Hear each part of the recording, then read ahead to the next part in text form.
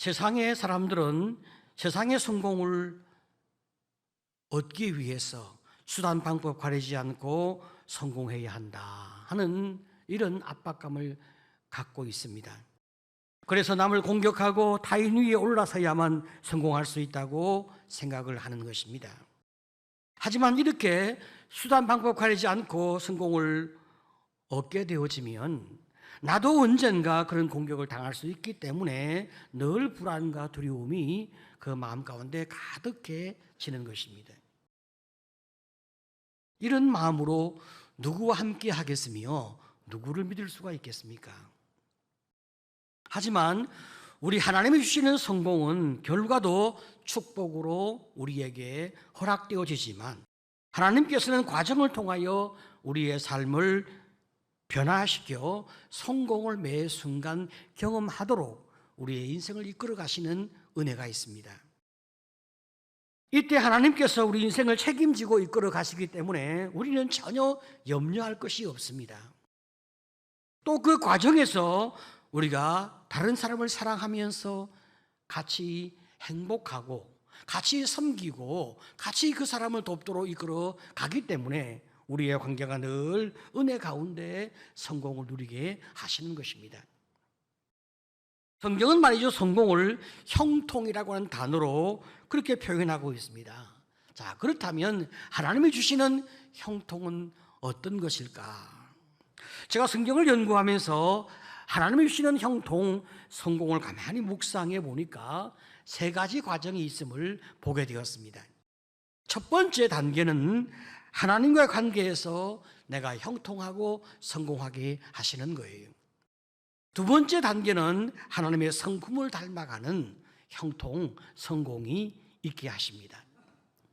마지막 세 번째 단계에서는 하나님이 우리에게 더 큰 능력을 부어주셔서 각자가 자기 분야에서 탁월한 두각을 나타내어 세상을 섬기는 성공이 있게 하시는 거예요. 자, 우리 성경은 말이죠, 이런 성공을 가리켜서 범사에 형통케 하셨더라, 그렇게 말씀하고 있습니다. 오늘 저는 이런 성경적인 형통이 어떻게 요셉의 삶에 잘 나타나고 있는지 함께 생각을 해보려고 합니다. 자, 여러분, 요셉이 어떤 사람이었습니까? 요셉의 아버지 야곱에게 4명의 아내가 있었습니다. 자, 세 아내가 낳은 아들이 10명이었어요. 그렇지만 야곱이 제일 사랑하는 사람은 라헬이었습니다. 그런데 이 라헬은 자녀를 낳지 못했어요. 한참 후에 아주 늦게 낳은 아들이 요셉이었습니다. 그래서 요셉은 야곱의 11번째 아들이 되어집니다. 요셉은 말이죠, 야곱의 사랑을 참 많이 받았습니다. 야곱은 요셉을 자기 목숨보다 더 많이 사랑하고 아꼈습니다. 자, 여러분, 아버지가 요셉을 너무나 사랑하고 병적으로 이 아이를 향하여 집착을 하고 편애하니까 다른 모든 형제들이 요셉을 싫어하는 것은 너무나 당연한 일이 아니겠습니까? 게다가 요셉은 자기 애가 너무나 강하여 자기를 너무 과시하는 거예요. 하나님이 요셉에게 꿈을 주었는데 부모와 형들이 다 자기에게 절하는 꿈을 2번이나 꾸었습니다. 이 꿈은 하나님이 요셉을 크게 높여서 아버지와 형제들을 구원하고 세상의 모든 사람들을 구원하는 자로 쓰실 그 비전과 꿈을 하나님이 요셉에게 주신 겁니다. 하지만 어린 요셉은 그 꿈은 나를 얼마나 대단한 사람이 되게 하실까, 내가 얼마나 유명하고 훌륭한 사람이 될까 하는 자기 자랑으로 형들에게 자랑을 하니까 형들에게 큰 상처와 모욕감을 주게 되는 거예요. 자, 이렇게 요셉의 출발은 이기적이고 자기중심적이고 또 다른 사람의 아픔을 공감하지 못하는 사람으로 인생을 출발하게 됩니다. 하나님은 이런 요셉을 형통한 사람으로 세워 가시는데 그 과정에서 애굽의 노예 생활이라고 하는 고난의 학교를 사용하시는 거예요.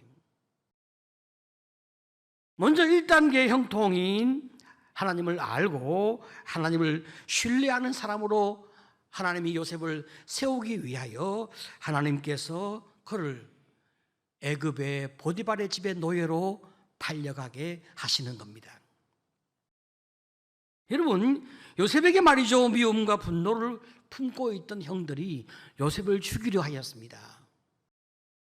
하지만 죽이는 것보다는 그래도 노예로 파는 것이 낫지 않을까, 다시 합의가 이루어져서 애굽 사람에게 노예로 팔아버린 거예요. 이때부터 요셉은 사랑받는 아들에서 짐승 같은 노예로 인생이 추락되어집니다. 요셉은 말이죠, 처음에 노예로 팔려왔을 때 형들을 향한 분노와 원망, 미움과 복수심이 그 마음에 가득했을 것입니다. 내가 도대체 무엇을 잘못했다고 나를 노예로 판단 말인가? 형제 시간에 어떻게 이룰 수가 있는가? 더 나가서 나는 또 앞으로 어떻게 인생을 살아야 할까? 두려움과 불안이 그 마음을 지배했을 것입니다. 자, 이런 맥락으로 인하여 사람에 대한 공포와 불신이 그 마음 가운데 가득해지니까 이제는 피해의식에 짓눌려 자기 인생과 자기 삶을 다 내던지는 그런 인생 포기의 길로 갈 수도 있었습니다. 그런데 오늘 우리 본문에서는 요셉이 형통한 자가 되었다, 그렇게 말씀하고 계신 거예요. 39장 기절에 여호와께서 요셉과 함께 하심으로 그가 형통한 자가 되어 그의 주인 애굽 사람의 집에 있으니. 여러분, 이것은 우리에게 너무나 충격을 주는 말씀이에요. 요셉이 형통한 자가 되었는데 여전히 노예로 있었다, 이 말입니다. 자, 그러면 지금 여기에서 말씀하고 있는 형통은 어떤 의미를 가지고 있을까?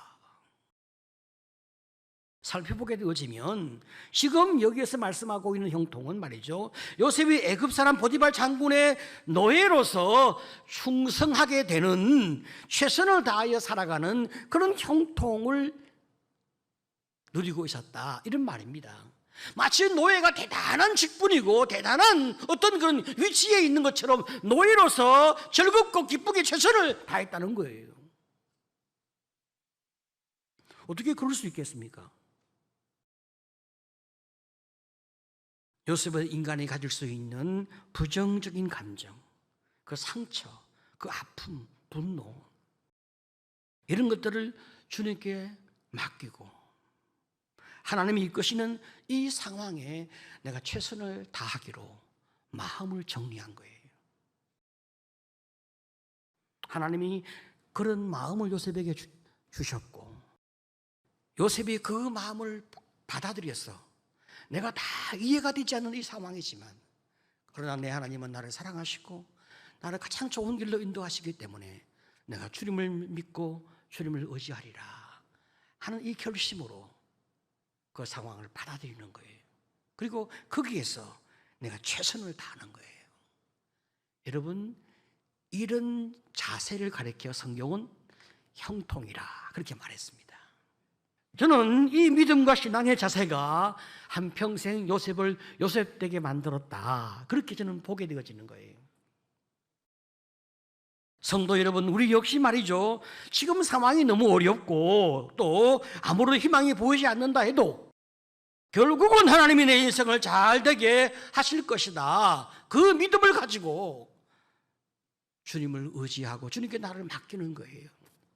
하나님이 내 인생을 복되게 하시고 또 복되게 하실 것이다, 이것을 내가 믿고 주님께 나를 맡길 수만 있으면 우리는 1단계 형통한 자가 되는 거예요.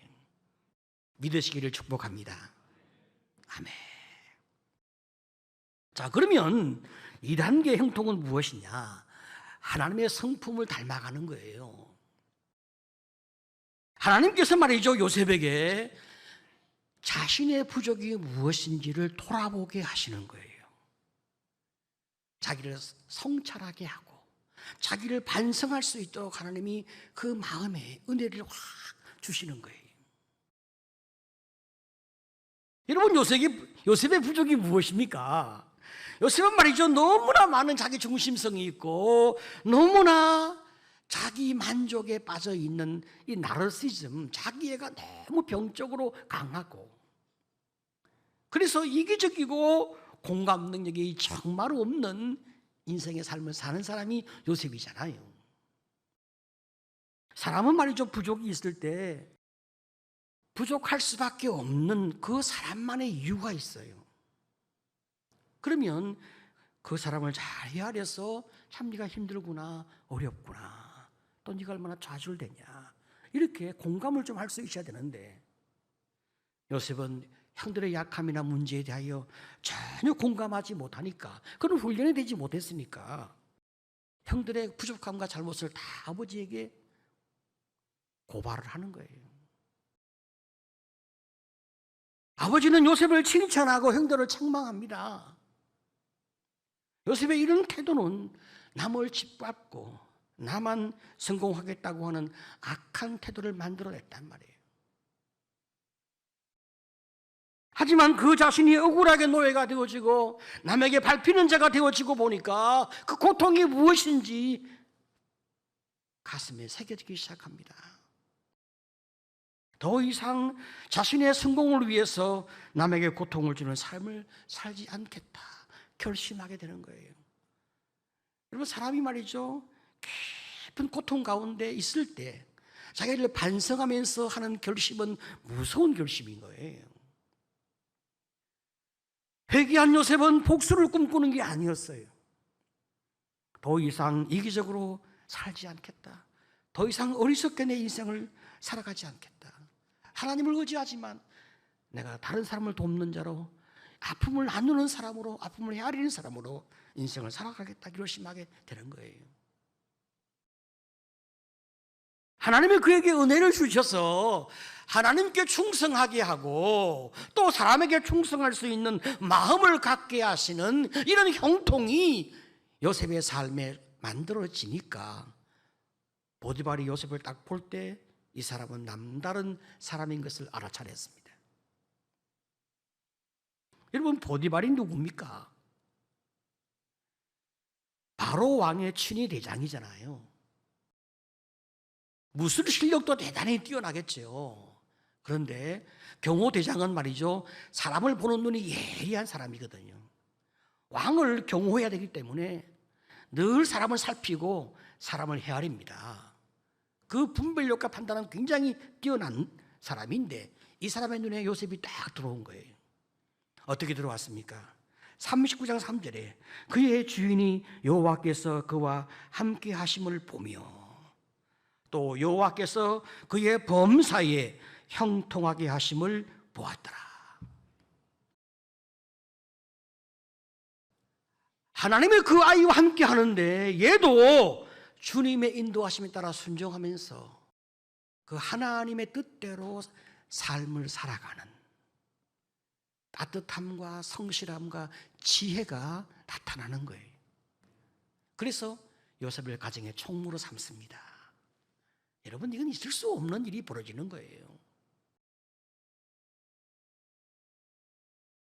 요셉은 아버지의 집에서 모든 사랑을 독차지하며 살다가 한순간에 보디발의 집에 노예로 전락했지만 그 고난 속에서 하나님과 나와의 관계에서 형통했고, 그 하나님의 성품을 닮아 사람들과 관계에서 형통하기 시작한 거예요.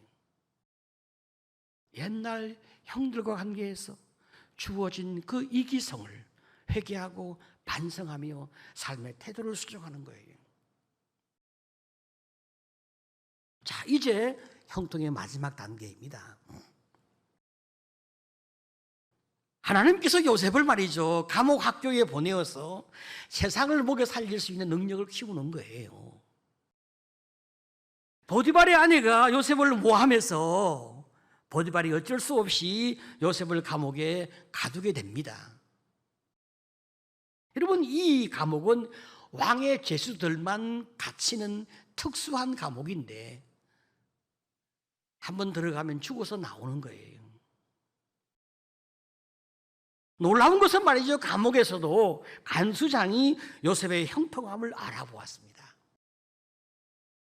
39장 22절 이하를 보면 간수장이 옥중 제수를 다 요셉의 손에 맡김으로 그 재반 사물을 요셉이 처리하고 간수장은 그의 손에 맡긴 것을 무엇이든지 살펴보지 아니하였으니 이는 여호와께서 요셉과 함께 하심이라. 여호와께서 그를 범사에 형통하게 하셨더라. 여러분 너무 놀랍습니다. 이 상사인 간수장이 요셉에게 업무를 다 맡기고 돌아보지 않았어요. 왜?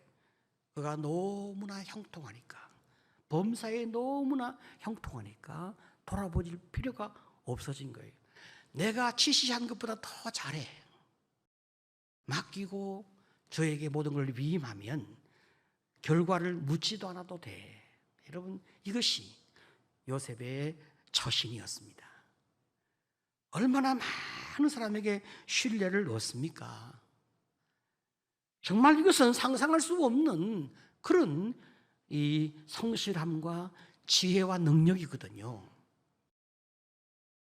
자, 여러분 말이죠. 이 감옥은 요셉이 나라를 경영할 수 있는 능력을 배우는 놀라운 학교가 아닙니까? 요셉은 앞으로 애굽 나라와 세상을 먹여 살리는 사람이 되어야 한단 말이죠. 그래서 하나님이 요셉을 애굽의 감옥 학교에 보내시는 거죠. 이거 굉장한 유학입니다. 요셉의 편에서는 너무나 억울하게 감옥에 갇혔어. 여기에서 또 한 번 더 실망하고 좌절할 수 있습니다. 내가 주님을 위해서, 사람을 위해서 최선을 다해 살아왔는데 어떻게 이럴 수가 있습니까? 라고 항의할 수도 있었어요. 그렇지만 다시 그 마음을 잘 정리하고 하나님이 더 좋은 길로 나를 인도하실 것을 믿고 감옥 안에서도 최선을 다하는 거예요. 하나님이 요셉을 세상에서 가장 뛰어난 경영자로 만들려고 하신단 말이죠. 자, 그런데 그 감옥, 왕의 죄수가 갇히는 그 감옥은 말이죠, 한때는 왕 주변에서 최고의 권력을 가지고 있던 사람들이었습니다. 이 사람은 굉장히 똑똑한 사람들이고 많이 배운 사람들이었습니다. 그리고 최고의 전문성을 갖춘 능력과 실력이 입증된 사람들이었습니다. 그런데 어떤 결정적 실수가 있었거나 개인의 욕심 때문에 왕에게 죄를 지어 지금 감옥에 갇혀 있는 거란 말이죠. 그런데 요셉이 이타적인 마음이 있으니까 정성을 다해서 겸손한 마음으로 그들을 잘 섬기는 거예요. 이 사람들이 요셉을 딱 보니까 이 젊은이가 남다른 젊은이에요. 나는 얼마 살지 못할 것 같은데 내가 이 젊은이에게 내 인생을 전수해주고 싶은, 내 지식을 전수해주고 싶은 마음이 일게 되어지죠. 아낌없이 자기의 경륜을 그에게 베풀어 주는 거예요. 이 사람들이 나라를 어떻게 운영해 왔는지, 어떻게 해야 맡겨진 일을 잘하고 성공을 거둘 수 있는지, 또 성공에 대하여뿐 아니라 내가 왜 결정적인 실패를 했는지 그 실패담을 들려줍니다. 여러분, 이것은 아주 고급 지혜에 속한 거예요. 누가 이런 실패를, 그 실패담을, 그 뼈저린 교훈을 잘 말해주지 않습니다. 요셉은 많은 걸 배우는 거예요. 당시 애굽은 세계 제1의 강대국이었습니다. 요셉은 감옥에서 세상에서 제일 큰 나라를 운영하는 비결을 다 배운 것입니다. 아주 젊은 나이에 최고의 교육을 받아서 세상을 섬길 준비가 다 되었습니다.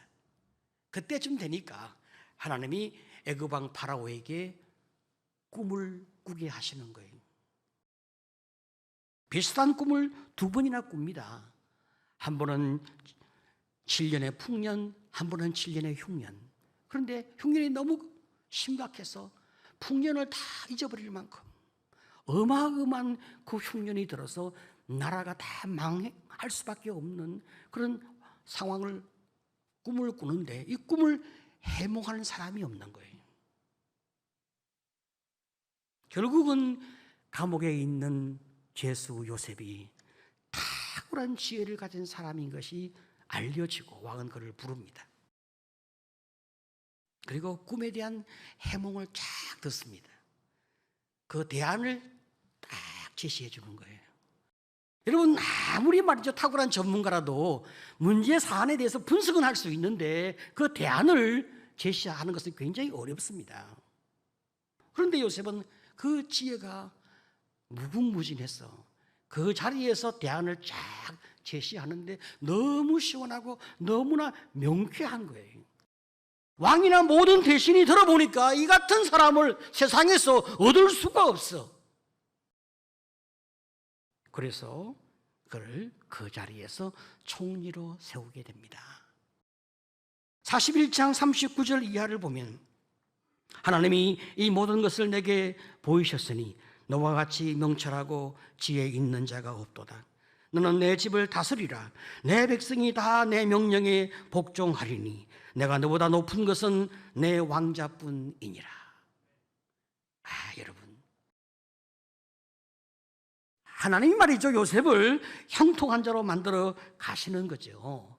요셉이 그 받은 축복으로, 하나님이 나를 형통케 하신 그 축복으로 세상을 향하여 형통을 베풀어 세상을 먹여 살리는 경륜을 베풀려고 하는 거예요.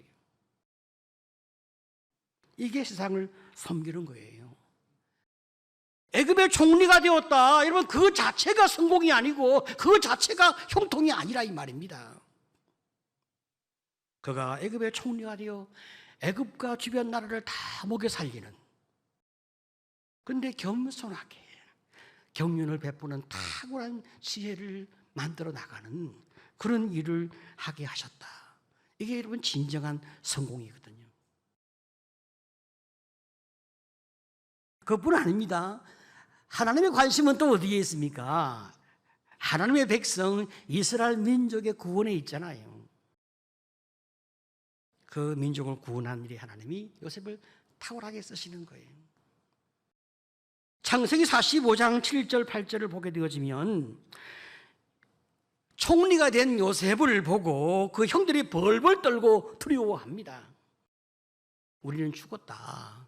여러분, 그렇게 생각하는 것이 당연한 생각이 아니겠습니까? 그런데 요셉이 뭐라고 대답합니까? 같이 보겠습니다. 자, 시작. 하나님이 큰 구원으로 당신들의 생명을 보존하고 당신들의 후손을 세상에 두시려고 나를 당신들보다 먼저 보내셨나니 그런즉 나를 이리로 보낸 이는 당신들이 아니요 하나님이시라. 하나님이 나를 바로에게 아버지로 삼으시고 그 온 집의 주로 삼으시며 애굽 온 땅의 통치자로 삼으셨나이다. 지금 내가 가지고 있는 권력과 위치가 어떠한지를 말해줘요. 그런데 이것은 하나님이 나를 이 땅에 먼저 보내어서 당신들을 먹이고 섬기라고 하신 것입니다. 여러분, 그 해석이 얼마나 감동적인지. 그냥 꾸민 이야기가 아니에요. 하나님이 형통케 하신 자기 삶에 대하여 우러나오는 그의 진정한 고백인 거예요. 이 모든 것을 하신 분은 하나님이시라. 가장 귀한 형통은 무엇입니까? 세상을 먹여 살리는 가장 귀한 것은 예수를 전하고 예수로 말미암아 온 땅이 구원받고 세상이 풍요하도록 이끌어가는 것. 여러분, 그게 가장 진정한 성공이 아니겠습니까?